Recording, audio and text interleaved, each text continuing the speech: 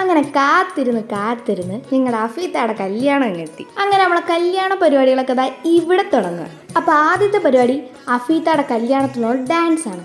അതിനാൽ രാവിലെ 9 മണിക്ക് നമുക്ക് ട്യൂഷൻ ക്ലാസ്സിൽ ഹാജരാവണമായിരുന്നു. പിന്നെ ഇതാണ് നമ്മുടെ ടീം. ഇനി ഞങ്ങളെ ഡാൻസ് പ്രാക്ടീസ് കാണണ്ടേ, വാ കാണിച്ചു തരാം.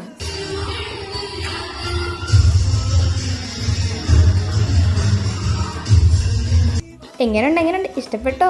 അങ്ങനെ നമ്മൾ അധികം നേരെ ഡാൻസിന് ശേഷം കുറച്ച് നേരം വിശ്രമത്തിലോട്ട് പോയി. വിശ്രമം എന്ന് പറയുമ്പോൾ ഡ്രസ്സിൻ്റെ കളർ തീരുമാനിക്കലാണ് മെയിൻ പരിപാടി. അങ്ങനെ അതിൻ്റെ കാര്യത്തിൽ ഒരു തീരുമാനമായപ്പോൾ പിന്നെയും നമ്മൾ ഡാൻസിന് കയറിയിട്ടുണ്ട്.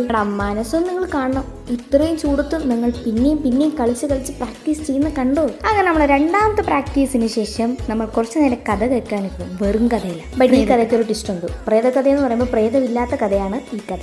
എന്താ അല്ലേ ഞങ്ങളുടെ ഓരോ കാര്യങ്ങളെ. അയ്യടാ കഷ്ടം, കല്യാണപ്പണി ഇരിക്കുന്നത് കണ്ടാ. അതിനുശേഷം നമ്മൾ ഒബാമയിൽ നല്ല കിടിലും ബിരിയാണി വാങ്ങിച്ച് കഴിച്ചു ഗൈസ്. ബട്ട് കഴിച്ചത് കൊണ്ട് ഞങ്ങൾ കിടന്നില്ല, പിന്നെ ഞങ്ങൾ പ്രാക്ടീസിന് ഇറങ്ങി. അതിൻ്റെ ആഫ്റ്റർ എഫക്റ്റ് ആണ് ദാ ഇപ്പം കാണുന്നത്. നമ്മൾ ചെറുതായിട്ടൊന്ന് സൈഡായി.